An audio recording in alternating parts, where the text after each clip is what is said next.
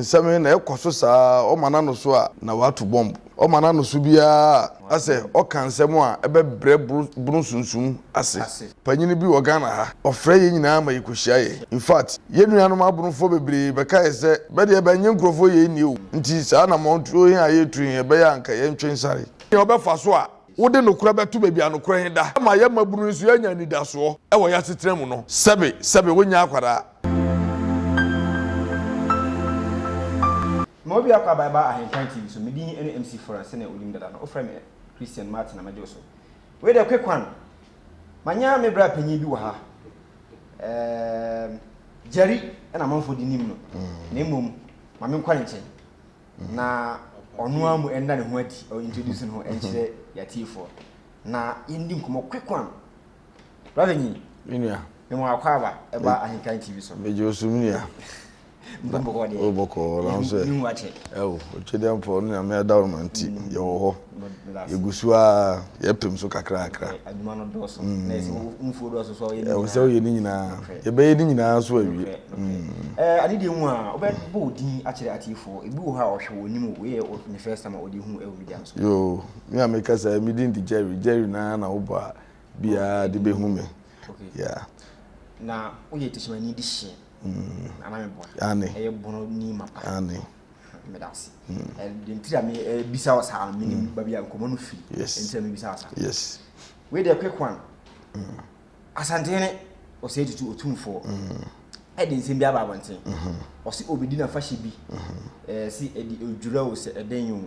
se man kan ya mo mfa nche bi se mo abedi matem o kan nsem wiye se na program no be ko wiye no na o de nsem bi etaato obobo obunu nkuro bi a o si ho ye ne dia na oba abebo man hene e wo sa nkuro no so wa ko eteshimani di hie eye gunumam di hie akan PC mu di hie ntem bi se sa asimwi sa nkuro yi a obobo yi hunim ho asem kakra e ba ne sen na Otumfuo tin si ne bo kasa sa nkuro no e ne dia yo minu amedase nsame se de sikon mi ankasa matiete bia na mewra hokra because encheri bia nsame na ekoso saa o mana no so a na watu bomb o mana no so bia ase o kansem a ebe bre brun sunsun ase na sansame afini atwam koyen odi nkanka bia mane de ntawantawa ne nyoma bebre baye asantini huni nua bruni a na ayese one no wasem saade he ekoso ma panyini bi wo Ghana ha ofre ye nyina ma yikohia ye in fact ye nuanom abunfo bebre beka ese be de be nye nkrofo ye ni o nti saa na montuo hin aye tru hin be ya nka ye ntwensare enso odo de se ye de odo gina ho a etwa de nyina mu enti ye ne ye panyini etu anamo ye kohia panyini danso abiam Mr Nick danso abiam e ma ne kai say one empanyfo miensa nsam ye ekoso be di mutintimban no one ba di nkita ho eye Otumfuo kumase hene asante hene yes ene nana ajima badu ena osiade yo akunfia me ya one ne titechiman akonwa kese so one mpanyfo miensa nyina akasa one be nyina hia ne ba di nkomo sese he be nyina ba te be ho asese bia etren ba bi na afei wahwe ne wabu ne mane sebe ya ichirima ye ban so yeso ye be hu se ye anuanom nti one ba kasa awie nti sansam ye ne nam social media ne ade ye nyina ye ntwa so ampani ampa bia twa so bro bloggers twa so kra wonte hwe bi nyina to kwadai asante bloggers so be te dai ema bibia kodadin nanu ya da sori ya yenkote a panyini ba ko na owo mu a ye kasenka nka bibi kra ni anka enye ono na wo se firi nanu no kuma se hini bie nanu a ode techima ha ye ne dia enchira ye ne dia sunwane ye ne dia atonie ye ne dia fia pre ye ne dia chese na obe make sure say obe elevate ba konwa he afi we mu ansa na wadi sa afa hye sa asem we ne okan yi ase ne sei obi a he de ye pa asumdwe nsem a ya wo kan de sa wantwi ne mentemi ho ase ban sa asem ya ne wasana ahya ase a wo boso na wo ka sa asem ya wo pese ye tetena na ye hwewa na wabra ne wo kan enya nokure ye ntimi trans ne ye hwewo sa ba choti ase because ye ko hia no Mr. Nick Danso abiam ne ye kan se sa ansam henya de bi besi bio e ma yeso ye ma ne ti ase se de wa kan ye de ya ti ase na mum bia ni ho de obetena ho ama bia di ni krom hina atem enti se bi kofa ba yeso ye beso so ampa ho ne wansana kofa ba enti se asumdwe ne ho pene Ghana ha na se tribalism ne ho de ba Ghana ha what ase enti ye de mpanyimfo bebre ba di kina kasa na yeso ye maburu ni mrante ye kakra de ye ka to aso se ye ntena ho ma sa de on family ha setetetete ne be ta no man wo ya no wafa ho adi wo sori no waduru ha wo sori no waduru ha na wo create confusions wo be hu buru ni ne nua buru ni na wa be create ntokwa ato ye ntem na ye ko na ono ya sori akotena ne kumase na ono udidi na oda na odi confusion aba beto a sesei ani bia be bia aduru he nya de a be transfer ahwe ama sa no man akoso ne nsam ne o kekan opa won twensan se wan twensan na se okoso na okeka sansensem keka wan hwe ya ebebu abo no ha yenya ya dwensa ne no ma de oye ye besoso so ye ntranse hwe so ma ne meye sa de he okaso obeyen da ya fa ye ho adwen pa enti so pa sansem ya okekan ontwa so da ye nyina ye fa nua don tra Ghana ha enti sa so oye na dwen so obeba na obe bibi sa e de atete ye ntemu a ye nti asem fa ma no menu nya be adwen se nkuru na oboboboye no nya ntie se emududo na minim se omunyina ade a but emududo na omumpanyimfo anase omahemfo akosua akire Otumfuo se omuba abesom no onyi ni se ena man nya koduru e kasa hoye ne dia na obebo omuman hene sa nkuru nya wo kekan adehye yan kasa be yawo ba be di krom ho nkonwa sa nkuro nya wabobọ so ba be di nkonwa ade hyen be ya ho a be wa hemfo o de sampa example a sampa be kwa kosi ba ku onu o si ba ku kumase no na hene nte sampa dada na hene nte sampa dada a wadi akonwa konfie be ye dunum ni so what you say na se wo wasore na hene ti ho dada na se wo kase wo se na si hene foforo a enya confusion ni wo create ato anuafo be ntam enti sam kronya obobo so nyina be wa hemfo dada na borofo hia ni bre bi ni ade bi nti no unua edi ade eye dan a se owu kura na se ofiri ho na se wuntimi ni a wo ba bi ana wo de hia na wasini bi betima adi amana yi ono esanse ono ani nti no ne ya enti gese ono so ofoso na okokuma se na be kuti na wo akonwa de wudi akonwa e wasa wo tena wo krom ma wo kromafo ba jiutum na abusuafo bata wa chia makonwa ye adimu na wo sori na wo sisa wo de wo yire ne wo ma ene wo nua ba ba akokan ho na ho kotena kuma se na besua se wo ye hene a mmene akonwa ne wudi ni sai so jaze enti no bebe sori the confusion kwa na Otumfuo enso so be so eno ne ekreti sa de we nyina so we asante mamu a akwese asante nkurom ketewa no nyina o maka ho abom aye baako na omodi fanse Otumfuo ato ano se one himpon ewo ho yemra ye bono mamu hasai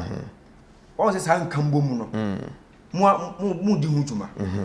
onyi ndi se nkambo mu NCP emma sankofo na o soro de o koma Otumfuo no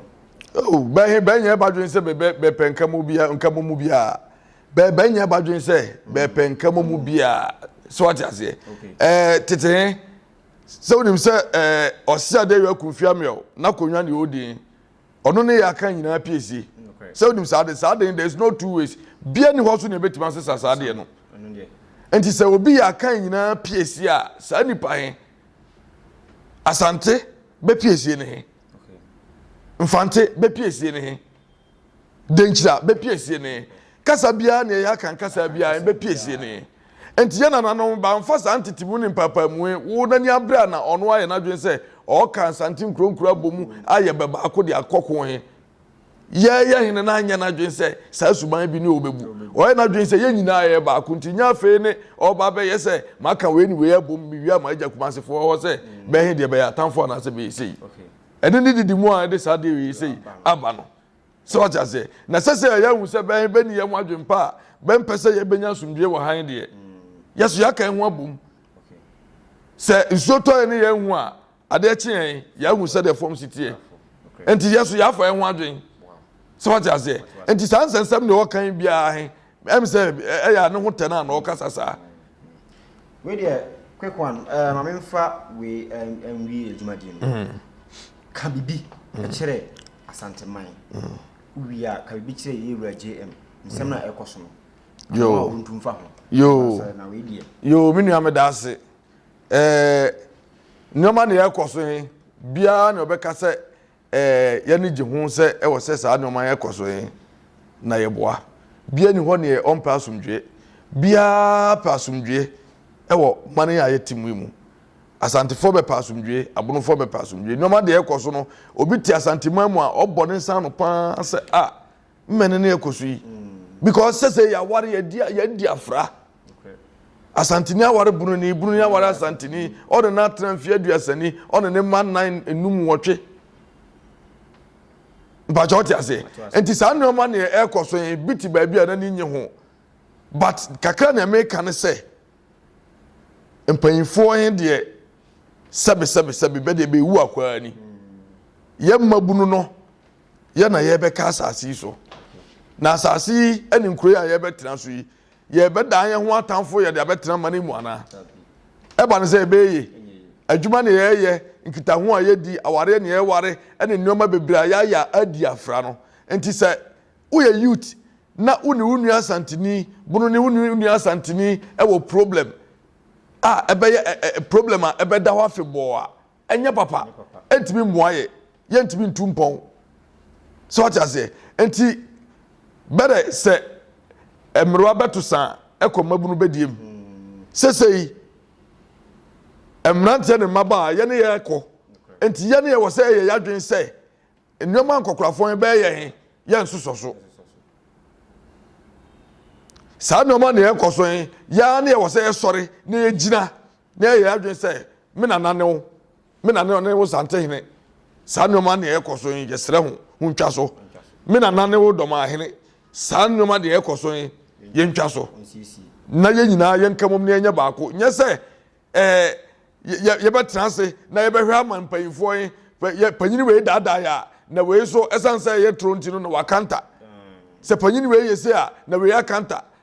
na yesu edi akire yempre asumdwe ne yempre nokore saa ne mabunu e wo se ye sebe ya se daachi bi wu koja ya yani yempre nokore no nokore na wo se ye pe na edi bu ye bra ene mane afa so mesra me president his excellency John Dramani Mahama ubedi akonwa yen kyere ye oba ye nneoma de ekoso ni o bra na wote so na ekoso kakra sese de eya aginsemu sese wanya ba beto so sese kwane ne obefa so a wode nokura beto bebia nokura heda ama ye mabunu nso yanya nidaso wo ya setrem no sebe wonya akwara wonim sede ahensem ne ade ne nneoma bebiri sitie wasu angoma konanim nti ne wo ye president ye be serew tuhu anamon na ma nokura hen koto bebia nokura da na bia nya na sumdwe enfantena Ghana mamu na se Ghana man asumdwe wo mu a bigidi se nneoma ne aka nyina no ye nsa betima aka me da wase abusia we the quick one we ebitwam ye to che no force pa na o di jua bi na me se no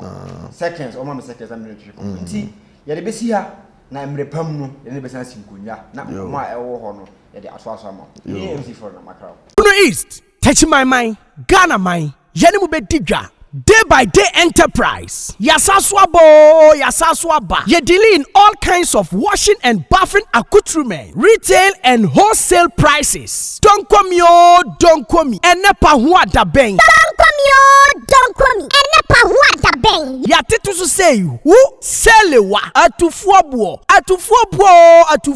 detergents no yewano assorto small medium and a big size Duffy Mosaic Lavita Cleansoft Mada Boom So Clean detergents no yawo bucket mu de so ho bit say Cleansoft Mada Oro Semina no so de abusu say tam Semina bit say Daybyday soap Chris Della Obolo Jumbo Jama Avel Pella Aqualis Colors Santex Cleansoft Mada, Nora, Kente, Dr. X, Athena, Flash, Oro, Easy, Saba no yawana kesiane nketwa, Kabalik Soap, Oli, Diva, Camel, Killer, Kedu, Luck, Cindy, Anna, Power Plus, Royal Leather, Medisoft, Meditwist, Jumbo Aqualis, Miss Paris, X-Men, Fresh Soap, Bella, Lifebuoy, Magico, Nakesiane Nketwa, Alata Semina, Imperial Leather, Maya, Blinko, Sunlight, NFA, hello. Emano so sewako feature na wanya line no. Yas pad, proper pad, soft care pad, next pad, play me pad, Momo. Blessing pad, you want different colors. Comfits. And Mati Amokwa one so no comfort pad no. And also you will be ewa yasuo ye. Disinfectant Dettol no so you will mu assault. You will Mada Dettol. Camel, small, medium, and a large original Dettol. And Kuala Pampers no so de QT, JK, soft care, Nakesia, Ninketwani na Dantemu, sweet baby, pull up, sunny